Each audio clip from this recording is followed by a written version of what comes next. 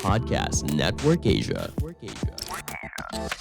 Halo semuanya, buat para podcaster bingung caranya ngembangin podcast. Nah, coba cek Podmetrics deh.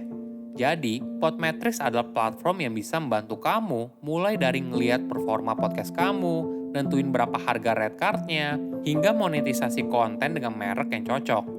Bukan cuma itu, Podmetrics juga bisa membantu kamu untuk mendapatkan inspirasi dalam buat iklan dari contoh yang sudah ada. Yang paling terbaru, Podmetrics juga punya fitur Pod Earnings dengan berbagai metode pembayaran. Jadi, memudahkan banget untuk mendapatkan penghasilan dari Podmetrics. Tunggu apa lagi? Yuk daftar Podmetrics, masukkan kode referralnya melalui link yang ada di deskripsi ya. Usia tidak pernah jadi alasan untuk berhenti mengejar mimpi yang kamu inginkan. Halo semuanya, nama saya Michael. Selamat datang di podcast saya, Sikutu Buku. Kali ini saya akan bahas kisah inspiratif dari Lord Adi, juara ketiga MasterChef Indonesia season 8. Sikap dan keahliannya dalam masak menarik perhatian banyak penonton.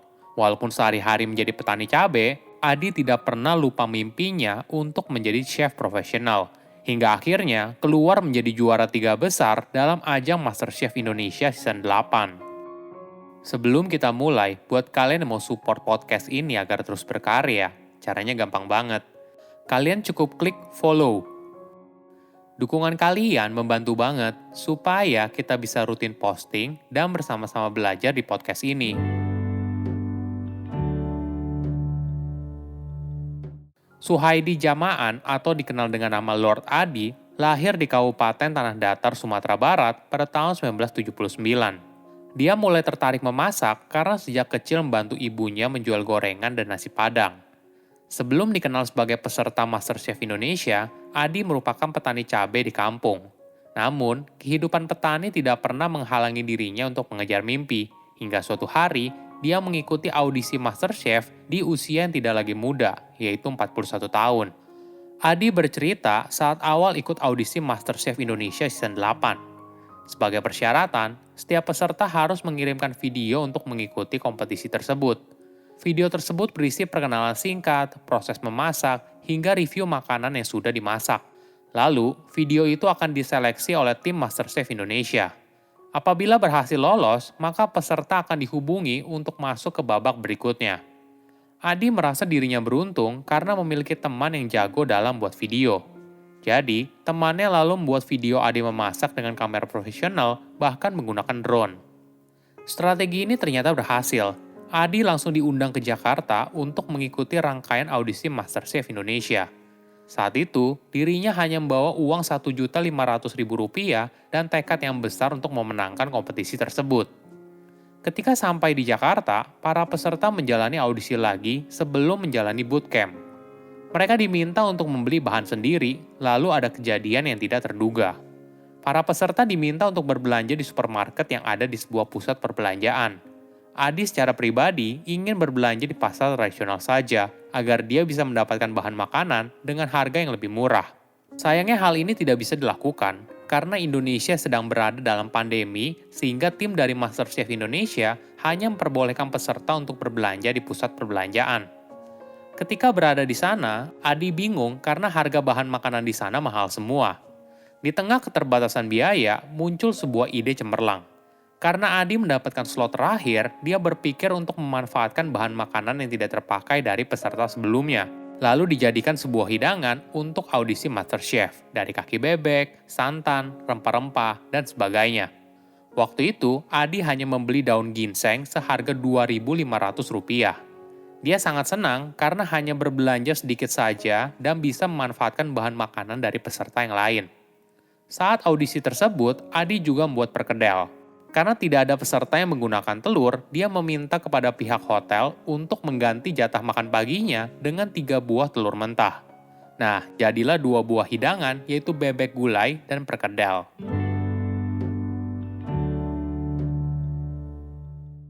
Perjalanan Adi pun berlanjut. Dia bercerita, saat tahap awal audisi, dirinya hanya mengingat keahlian memasak yang pernah dipelajarinya. Dia tidak punya buku resep dan hanya bermain aman saja. Maklum saja, sudah hampir 18 tahun Adi tidak bekerja di dapur. Saat bekerja di Malaysia, dia pernah berguru langsung dari seorang chef hebat asal Italia. Dari tahun 1999 hingga 2002, chef yang bernama Ricky Parlanti mengajarkan Adi sepenuh hati dari nol. Sebagai gambaran, Chef Ricky merupakan koki profesional yang memiliki pengalaman masak lebih dari 35 tahun, dan keluarganya memang berkecimpung di dunia kuliner. Adi belajar untuk selalu mengutamakan cita rasa dari sebuah hidangan. Chef Ricky juga punya filosofi untuk selalu menggunakan bahan segar dan berkualitas tinggi. Barulah ketika masuk 10 besar, keahlian dan pengetahuan Adi mulai meningkat. Hingga pada babak 8 besar, dia sangat bahagia saat menyadari kalau tes memasaknya sudah kembali lagi. Di sisi lain, dia juga mulai menganalisa kekuatan dan kelemahan dari masing-masing peserta MasterChef Indonesia. Pada setiap tantangan memasak, Adi mulai memikirkan strategi bagaimana caranya agar bisa bersaing dengan para peserta yang lain. Selain itu, dirinya juga memperhatikan dan mempelajari kesukaan masing-masing juri. Yang paling penting, Adi tidak pernah meremehkan kemampuan para peserta yang lain. Di salah satu tayangan MasterChef Indonesia season 8, Adi mendadak jadi buah bibir saat dirinya berkomentar tulong atau terlalu lama saat mereka diminta juri untuk memasak bubur. Momen itu terjadi saat para juri memberikan tantangan memasak bubur kepada para kontestan. Awalnya juri memberikan waktu 60 menit, namun tiba-tiba saja Adi menyambar dengan kalimat tulong. Juri pun langsung menanggapi tantangan Adi dan mengurangi waktu untuk semua peserta menjadi 45 menit. Kejadian ini otomatis buat para kontestan kesal dengan Adi karena memicu juri untuk mengurangi waktu. Namun di sebuah kesempatan, Adi mengaku tidak terlalu ambil pusing. Justru dari kejadian tersebut, dia jadi bisa mengamati para kontestan lain untuk tahu di mana kekuatan dan kelemahannya. Inilah yang membuat dirinya berhasil memenangkan tantangan masak sebanyak 8 kali dan 6 kalinya berturut-turut. Bagi Adi, pencapaian ini membuat dirinya sangat bangga, walaupun dirinya tidak memenangkan perlombaan tersebut.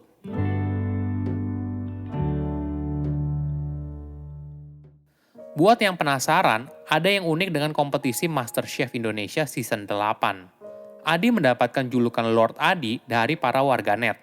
Mungkin alasan yang mendasarinya karena keahlian dia dalam memasak secara otodidak. Adi tidak memiliki pendidikan formal memasak baik di dalam maupun di luar negeri. Keahlian memasaknya berasal dari 3 tahun bekerja di restoran yang ada di Malaysia dan pengalaman menyajikan masakan untuk keluarga.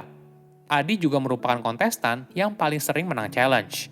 Penampilannya seringkali memukau juri dengan cita rasa makanan yang dibuat. Bahkan Chef Juna pernah memuji Adi karena cara berpikirnya yang kerap di luar dugaan.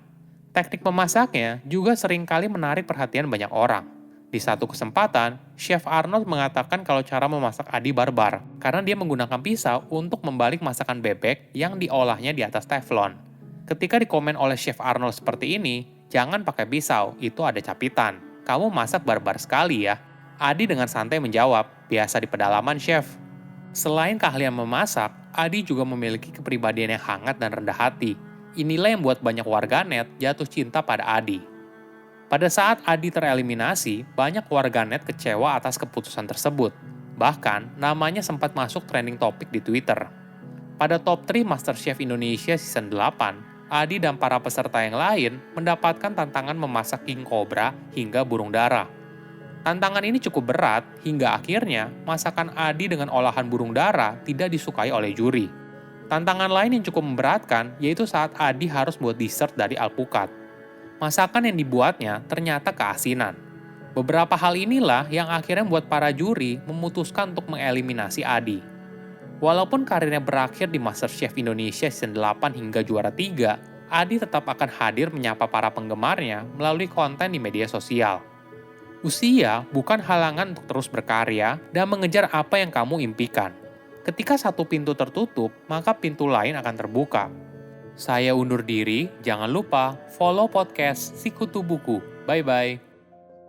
Pandangan dan opini yang disampaikan oleh kreator podcast, host, dan tamu tidak mencerminkan kebijakan resmi dan bagian dari Podcast Network Asia.